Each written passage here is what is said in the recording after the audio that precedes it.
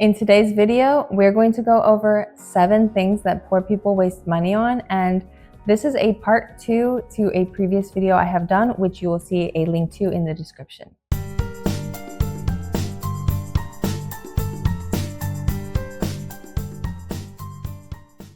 Hi everyone, my name is Helen. Welcome to my channel. In today's video, we're going to go over 7 things that poor people waste money on. And this is basically a part 2 to a previous video that I've done on the topic, which that will be linked in the description below, so please check it out.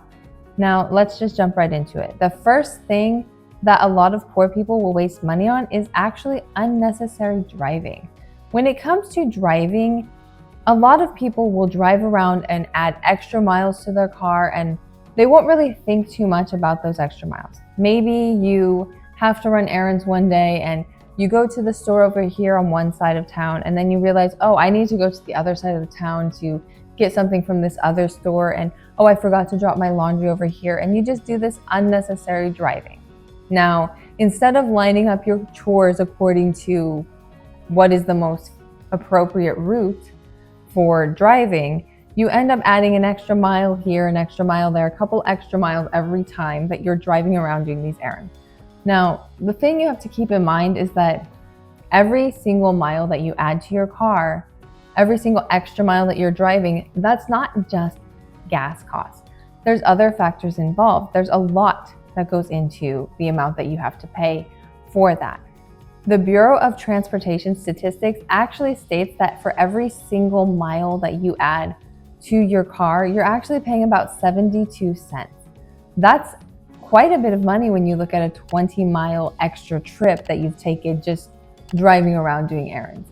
When you look at 20 miles extra on your car, that's more than $14. Every single 1 mile that you drive, when you consider depreciation of your car, when you consider the cost of gas, when you consider all of the costs that go into a car, that adds up very, very rapidly. Now, a lot of people might think, oh, it's just a few cents per mile. But when you start thinking in terms of, I added an extra 100 miles to my car this month, that adds up very fast, because that nearly $14.50 for every 20 miles, well, now you've paid almost $100 extra just to drive around town. It really adds up. So rather than driving unnecessarily and adding that extra cost, you can just plan out your trips a little bit better and make sure that you're not doing extra unnecessary driving. That will really help save some money, and it adds up very rapidly when you consider all the other costs involved. The second thing that poor people waste money on is actually children's activities. Now, the reason that I'm including this on the list is because I have known people who have been involved in so many activities as a child that they didn't even have time for normal childhood activities or experiences. Their parents were putting them in dance classes and gymnastics and martial arts classes and language classes and all these other additional extracurricular activities. And these friends of mine from school, they were overwhelmed. They were like, I have so much to do. I don't have any time. I can barely get my homework done because I'm just swamped with all these activities. And the thing about all those activities is that they cost a lot of money. Now, when it comes to these people that I knew, they were spending well over $1,000 extra per child on all these extra activities every single month. You're talking $100 for this dance lessons, $100 for these martial arts classes, $100 for these language classes. And every month that was adding up very, very rapidly. So then they were wondering, where did all of our money go? Now, when it comes to children's activities, yes, it's important to give them some experiences.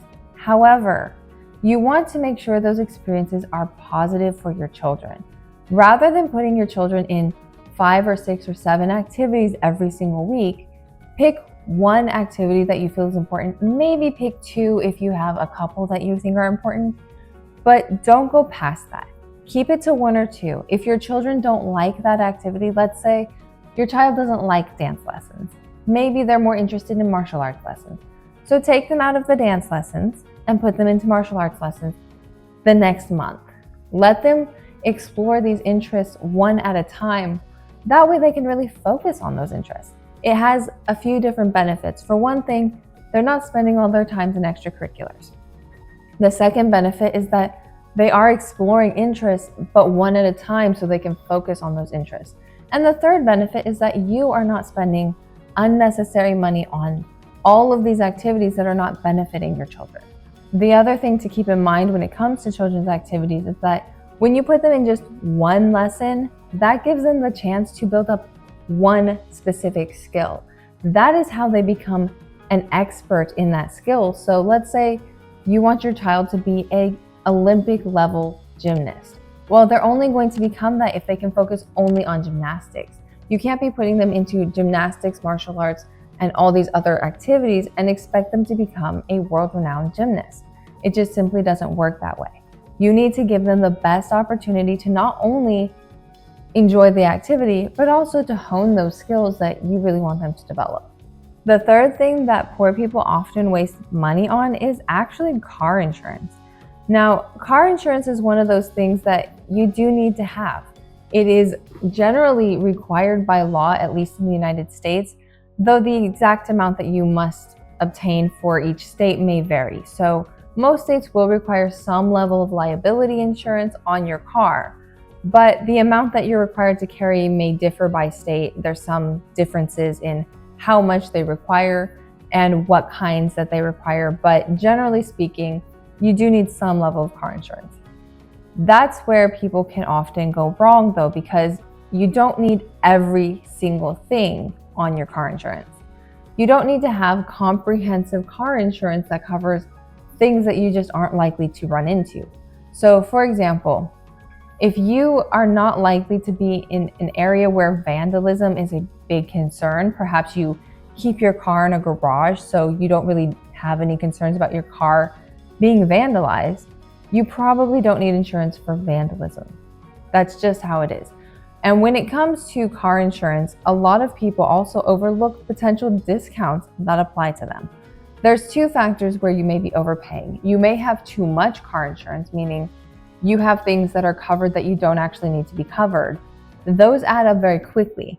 The other thing that you may be overlooking is potential discounts. So for example, most car insurance companies do have a good driver discount. They may have student discounts, veteran or active military discounts.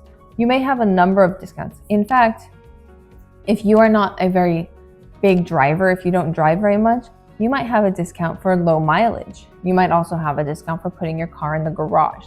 So when it comes to car insurance, you really want to make sure that you check into the discounts that apply to you every single year. Find out if there's any that you're missing. You can also look into comparing different prices once a year, just to make sure that the insurance you have is still a good fit for your needs. The fourth thing that a lot of poor people are wasting money on is their cell phone service. Now, cell phones are obviously useful. We all use them, we all need them. They really give us a lot of freedom and flexibility when compared to previous generations. The problem is that too many of us are spending way too much money on our phone service. Now, one of the things that my husband and I do is we get the prepaid phone service. That means that we are paying in advance for our service rather than paying after we've used the service, which is the typical route. When you pay in advance, they actually give you a discount. Generally speaking, at least when it comes to the service that we're using, the prepaid phone plan is far cheaper. In fact, we are only paying about $40 per month for unlimited talk, unlimited text, and also about 10 gigabytes of data, which is for us more than enough. We actually don't generally use that much data. So for most people, you can actually cut your phone bill by quite a large amount by simply going through a prepaid plan and also looking into what other options the company offers as far as discount. The fifth thing that a lot of poor people are actually wasting money on is their electric bill. Now, electric bills are obviously something that you can't avoid. As long as you're turning on lights, you're using heat, you're using whatever kind of electricity that you need for your day-to-day activities, you're obviously going to be using some level of electricity. But what a lot of people end up doing is they leave the lights on when they're not in the room. They will leave the heater on high when they're not in the house. or maybe they leave on the AC, or they even have a setting on their AC and heating system that is constantly keeping the same temperature, which means it's turning it on and off even when they're not home. Instead of setting it to like a lower temperature or turning it off entirely, they are leaving it on and it's keeping their house at, let's say, 72 degrees. That is a great way to have a high electricity bill. It's as simple as that. So one of the things I would recommend, generally speaking, is that you pay attention to what you're doing with your heating, your cooling, and other things, as well as paying attention to what you're doing with your lights. You do want to turn off your lights when you're not going to be in the room. You also want to make sure your lights are turned off when you're not home. This will really help with saving on electricity bills, especially when it is winter and you can expect higher bills for heating costs. Now, one of the things that we've done in the past when we were a little bit strapped for money and when we were worried about paying our bills was we actually got something to reduce the amount of electricity we're using by preventing what's called vampire electric bills. So basically, when you have things plugged in, you are getting some level of power that is coming. There's strips that you can get that actually prevent that. So when you're not using, let's say, your TV, it's not leeching off a little bit of extra power even when turned off. That helps a little bit when it comes to your bills, and sometimes that actually adds up pretty quickly if you have things that are wasting a lot more electricity than you realize. We've also been pretty careful with how we manage our AC and our heating when we're not going to be home. So when it comes to the heat, we will set it at something where it's not going to allow pipes to freeze, or it's not going to cause any kind of complications in that way, but it's as low as it can be to avoid that. So we keep it at about 65 if we're not going to be home for a while. So one of the things we also do to reduce electricity costs is during the summer, we just don't use the AC.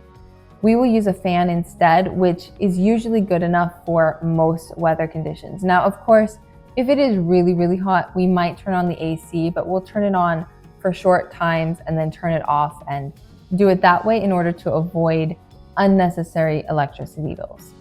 The sixth thing that poor people are often wasting money on is unnecessary subscriptions and applications on their phone. Now, your subscriptions and apps should be something that works for you. It should not be something that you're paying for that you don't even use. So as a rule, I would recommend that most people go through their subscriptions and their applications at least once a month, maybe a couple times a month if you have a lot of apps on your phone, just to make sure that there's nothing that you're paying for that you don't actually use. Now, if that seems a little bit much, at least do it once or twice a year, just to be sure that you're not wasting money. The thing about apps and subscriptions and everything is that they add up very, very fast. If you're not using them, then why are you paying for them? Typically, an application or a subscription is going to be somewhere between $5 or $15. That's a pretty wide range, of course, but if you're paying, let's say, $10 on average for every subscription and every app that you're using, it adds up to hundreds of dollars every month. Rather than wasting that money on applications that you don't use, subscriptions that you don't use, services that no longer apply to your needs, get rid of those applications, get rid of those subscriptions, and stop paying for those things. You can save a lot of money that way. The seventh thing that a lot of poor people are wasting money on is actually their groceries. Now, groceries are a wastage for a lot of people in a couple of different ways. The first way is obviously excessive spending. Maybe you're buying things at the grocery store that you don't want, that's not part of your typical diet, and you just bought it on a whim. It's an impulsive purchase. The other way that you might be wasting money at the grocery store is by not planning in advance as to what you actually plan to eat for that week. So when you go into the store with a plan, with a grocery list, you've gone through your fridge so you know exactly what you need, you're able to get in and out of the store without wasting a lot of money. You won't also be wasting food, which is also a way that you're saving. But if you go in without a plan, you don't know what you need, you don't know what is going to be your meals for the next week, you end up buying a lot of things that you don't necessarily need, or maybe you're even buying things you already have. That's how a lot of people end up wasting food, and of course that means you're wasting money. The other thing to keep in mind when it comes to groceries is that if you're not buying generic products, You may also be overspending. So look at the price of the store brand items compared to the brand name items. And if you see a significant difference in price, that's another area where you can potentially save some money. That's it for today's video. If you guys like the video, please subscribe and I will see you in the next one.